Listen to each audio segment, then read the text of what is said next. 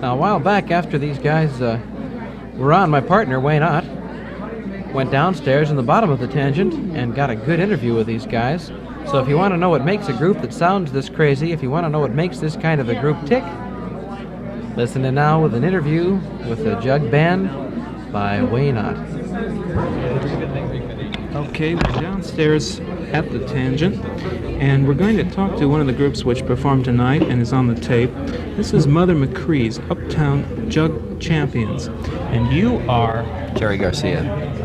Why don't you tell us something about the origin of the group? Where are the individual people from? Well, do you mean recently or originally? Well, both, if you can cover it.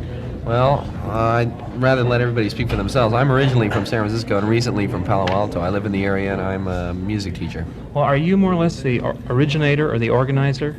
More or less, yeah. Well, who's next on the list? Well, Go ahead. who's next on the list? Go ahead, you are. About everybody's next. Oh, well, yeah.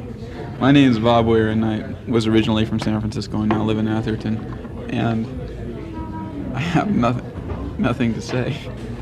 Come on, what do you do? You won't get anything from me but my name's... Oh, what am I doing in the gym? Yeah, what do you do? What's your function? Well, I play a whole mess of instruments. Guitar, washtub bass, jug, kazoo. I sing. I dance. You tell funny stories. Tell funny stories.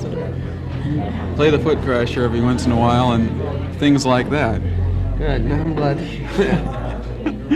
What do you do?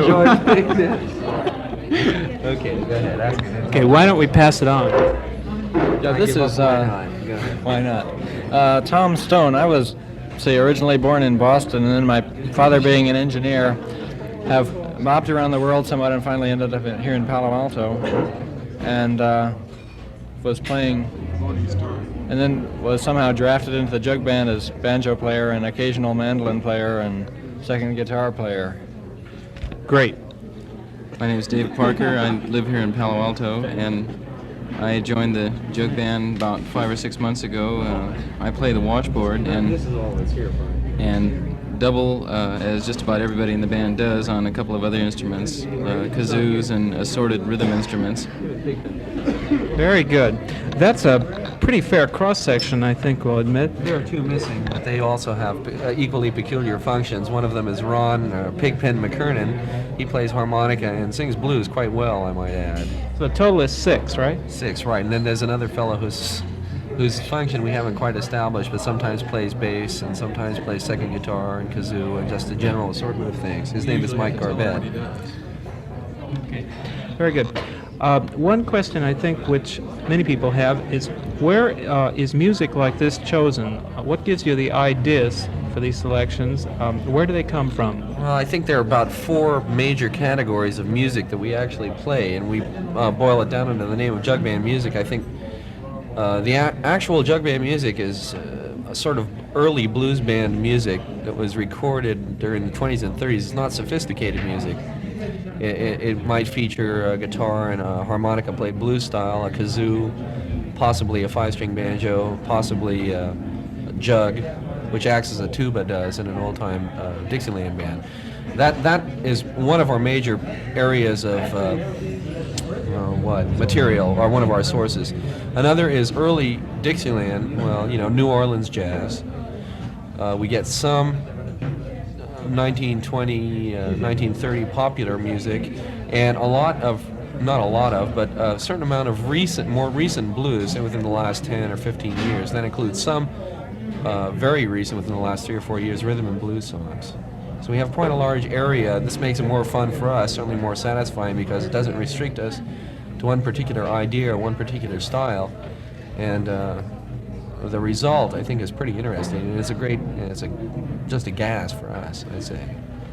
Anybody want to add to that? I think it's very interesting for the audience, too. One question, then, to wrap things up.